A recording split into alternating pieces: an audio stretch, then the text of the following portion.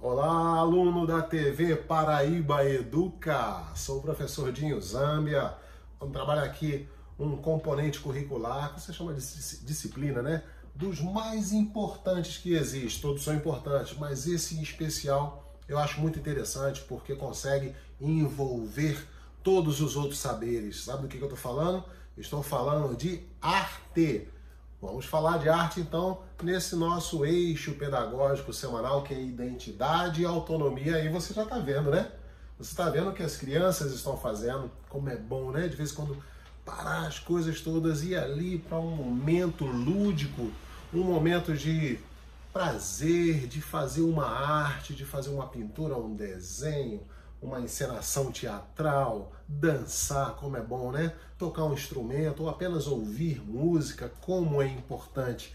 Principalmente no momento em que vivemos, precisamos de arte, porque a arte nos equilibra. A arte é uma terapia também.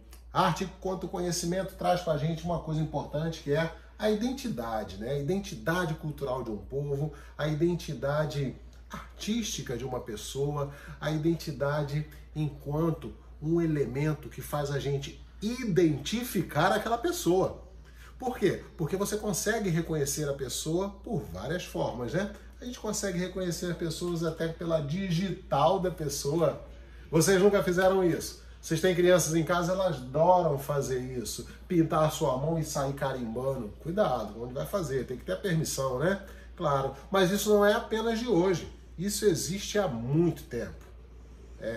Há muito tempo. Desde os primórdios da civilização, existem os primórdios da arte.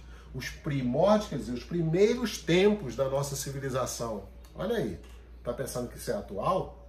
Isso existe há mais de 15 mil anos atrás. Alguns arqueólogos dizem até que pode ser mais de 20 mil anos atrás. Isso são pinturas em caverna. Pintura na rocha é chamada pintura rupestre. A arte rupes, rocha, a arte feita na rocha. E aqui vocês estão vendo que as mãos com tinta carimbadas ou a mão limpa e você joga a tinta em cima. Você borrifa a tinta em cima. São as mãos em negativo. E por que os homens pré-históricos, os homens das cavernas faziam isso? Por que será? Alguns dizem que pode ser para demarcar um território. Pode ser como se fosse a carteira de identidade do território, ou seja, o registro, né, de documentação de que aquilo tem dono, a posse marcada pelas mãos. Isso é a Gruta das Mãos na Patagônia, né, na região da Argentina. Vamos pensar então, que período é esse? Um período da história chamado Paleolítico. Paleo quer dizer antigo, lítico, pedra. A idade da pedra antiga, ou seja, a idade da pedra lascada. O homem tirava lascas da pedra e com essas lascas muito amolada, essa lasca ela pode ser um instrumento cortante, pode ser ponta de flecha, ponta de lança, pode ser uma faquinha com serrinha, ou seja, foi como ele se virou. Há aproximadamente 175 mil anos atrás, há mais ou menos uns 25 a 30 mil anos atrás, esse período todo, o homem conseguiu, através dessas pedras, instrumentos para a sua sobrevivência. Então, nas rochas, nas pedras, eles também fizeram arte. E é nesse período que se destaca esse Homo sapiens sapiens, que somos nós mesmos, que sabemos, nós temos a certeza de que nós pensamos e temos uma capacidade que nos diferencia dos outros animais, que é a criação, a criatividade.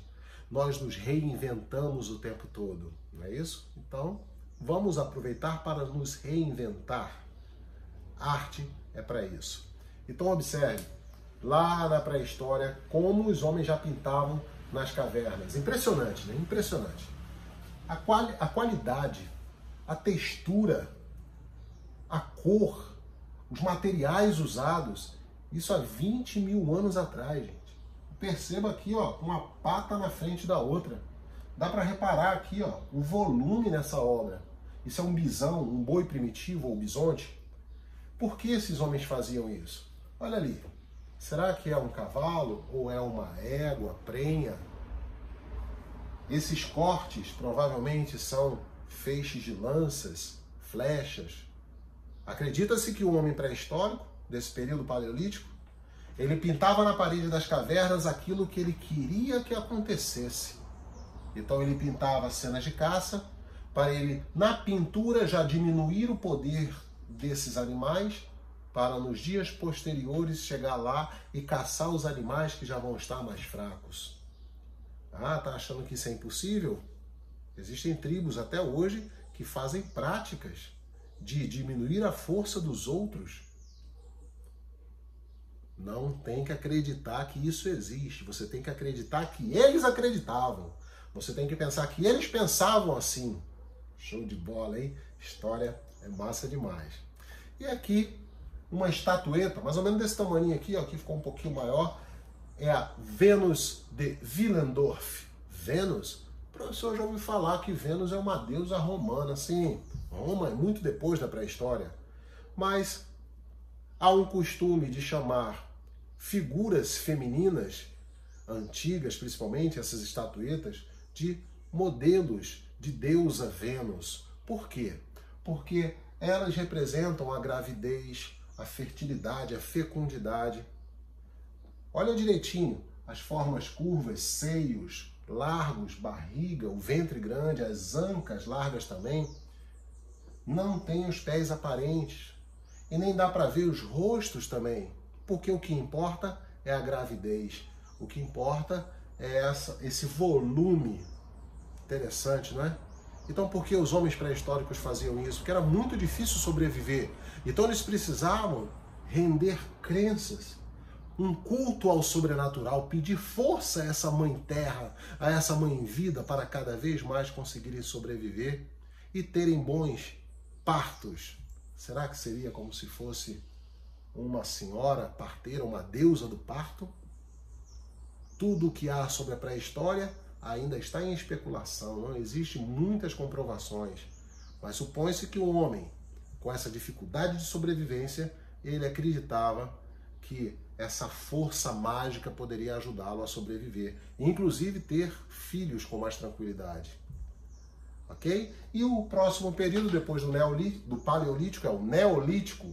Neo é novo, lítico pedra, idade da nova pedra, ou idade da pedra polida. Os homens aprenderam a dar um polimento maior na pedra, nos instrumentos cortantes, a molar a pedra. E descobriram também outras ferramentas, outras tecnologias. Como, por exemplo, eles descobriram a cerâmica. Vocês já viram uma pessoa levando um corte com cerâmica? Nem queira ver.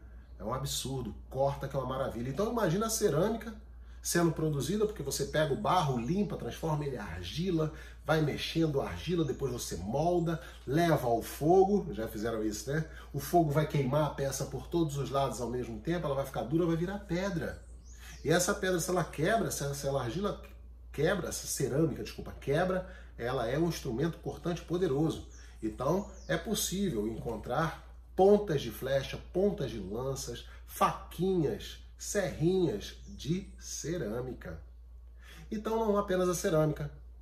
Essas pedras gigantescas, elas foram edificadas com que motivo? Isso é um agrupamento de dolmens. Dolmen é essa forma, que existe uma pedra, outra pedra por cima. E na língua celta, dolmen significa mesa de pedra. É uma mesa um pouco grande, né?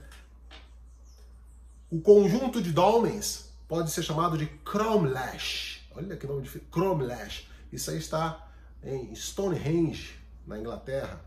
Aqui dá para você reparar melhor, né?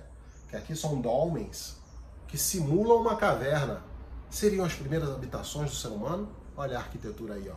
A arte pré-histórica do Neolítico. E é nesse Neolítico que vão ter pinturas mais apuradas também da convivência dos seres humanos com os animais, caracterizando a criação, porque eles já tinham agricultura, então eles moraram perto de onde eles plantavam e criavam os animais também. Cerâmica, objetos detalhados, geometrizados, olha a decoração em cerâmica. E depois eles descobriram como fundir os metais, fundir o cobre, o bronze e fundir o ferro. Arte é uma identidade do ser humano. Paraíba educa.